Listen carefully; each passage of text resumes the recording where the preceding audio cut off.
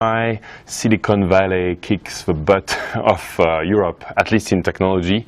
And so I thought I would give a short summary here of my presentation today, at the reasons which I see, or some of them at least, which make it difficult in Europe. The first reason is that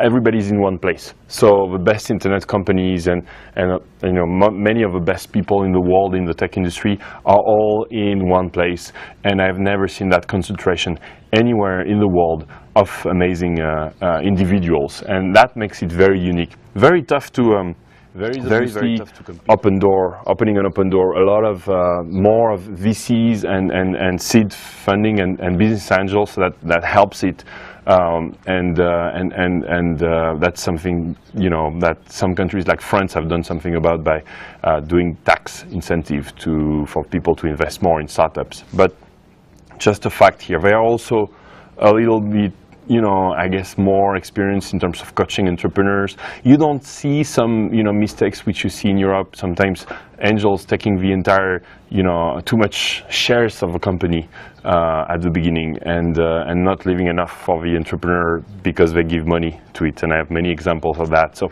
I would say more mature. The social environment is very flexible. You can hire fast, but you can also fire fast, which is difficult to do, or impossible to do in Spain, in France, or in most countries. You have such a social rules and environment that you cannot do it.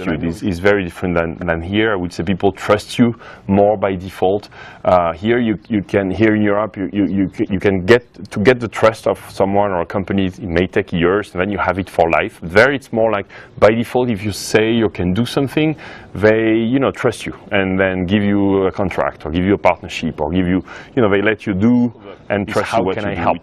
All the time, and it's very easy to meet anyone. We tend to say Europe is very diverse, and that's what makes Silicon Valley. And I didn't say US here. I said Silicon Valley is much more diverse, meaning that I work all day long with actually people from Germany, from Spain, from India, from China in Silicon Valley. I would say half of the people I interact with daily are not Americans, and I like to interact with Americans too, but the melting pot you get there, the diversity is amazing and makes it definitely win. European entrepreneurs wake up in their mind by willing to dominate their city or their country.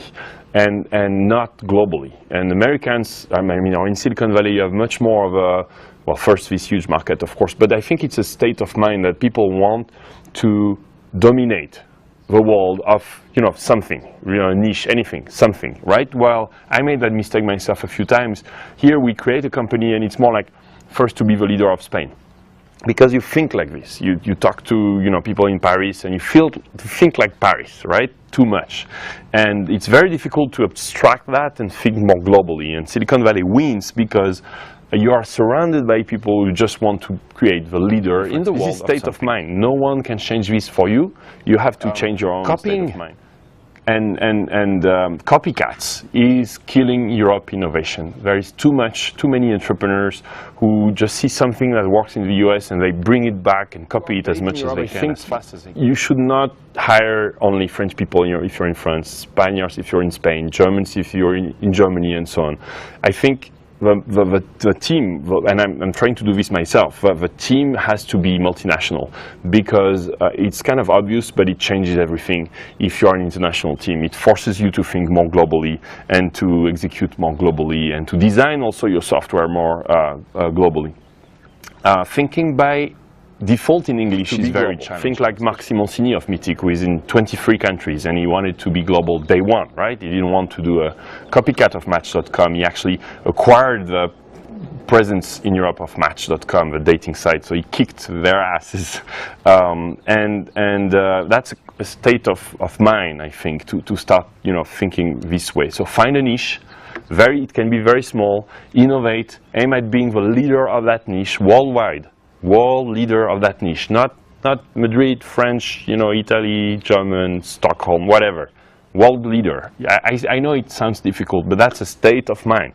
If you aim at this, if you aim at being the leader of Madrid, the whole you can do is to be the leader of Madrid. If you aim at being the global leader of something very small, but really, really, really good at it, then there are chances that you actually deliver that. And So I know the ideas Um, don't matter too much.